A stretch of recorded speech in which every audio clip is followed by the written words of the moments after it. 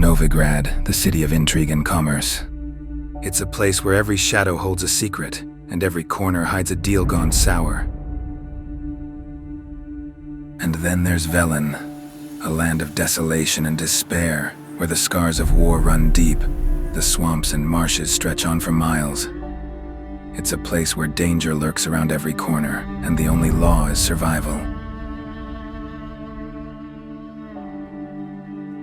So let the tales begin of our deeds so bold, in Novigrad's embrace, where legends are told. For where there is danger and monsters to slay, we surely will find a way. What do you think about my poem? I think you just outdone yourself, Geralt.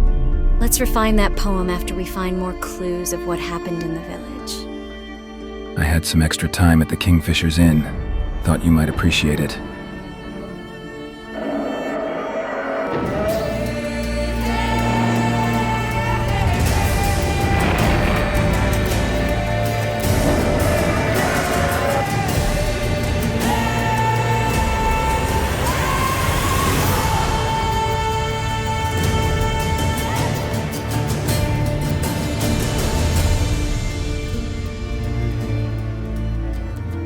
Velimir mentioned something about a thick smoke coming from the village a few days ago, just before the hunters told him that everyone was gone. He said he thought that everyone had just evaporated into thin air.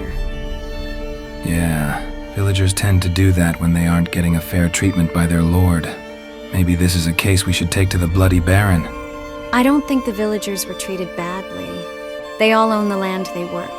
And from what I've heard, all the villages at the outskirts of Novigrad are receiving a generous share of the harvest profits every season. I was hoping for a contract I could resolve with words, persuading the villagers to return to their fields.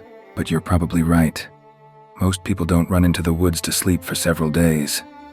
Oh, but that excludes you, Geralt. How long was it since you slept in a bed?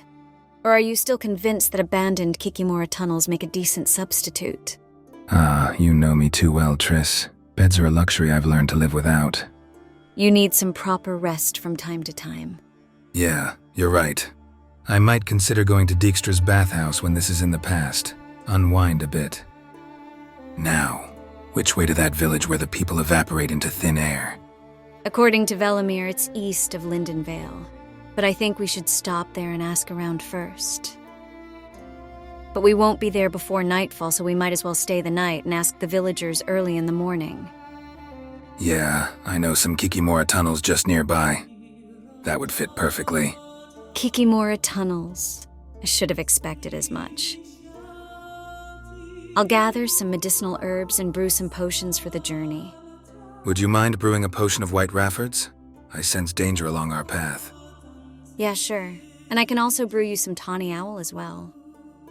Are there any points of interest marked on the map between here and Lindenvale? Let me check. Except for having to cross a few monsters' nests, I don't see anything worth noting. Let me see. We'll cross the bridge directly at the Cloth Bleacher's Isle. From there, we'll head south towards the Hangman's Tree.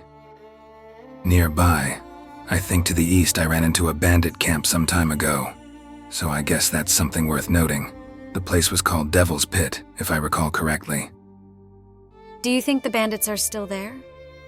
That's highly unlikely. Roach and I pursued them into the woods. They could have established a new hideout, but it wouldn't be nearby. But then again, I can't be sure. Let's not take any risks. I'd say we evade the bandit camp. We could also stop at Mulbrydale first. Maybe they know something. Yeah, I agree. I'd say we evade the bandit camp and go directly to Mulbrydale. Ask the villagers there and then continue. As Triss and I traversed the fields beyond Novigrad, the topic of conversation inevitably turned to the Wild Hunt and the events that unfolded years ago at Kaer Morhen. Somehow after that we both felt invincible, and the time after had been good. Indeed, it was good. Now we found ourselves taking on contracts together, mostly dealing with the usual nuisances like ghouls and drowners.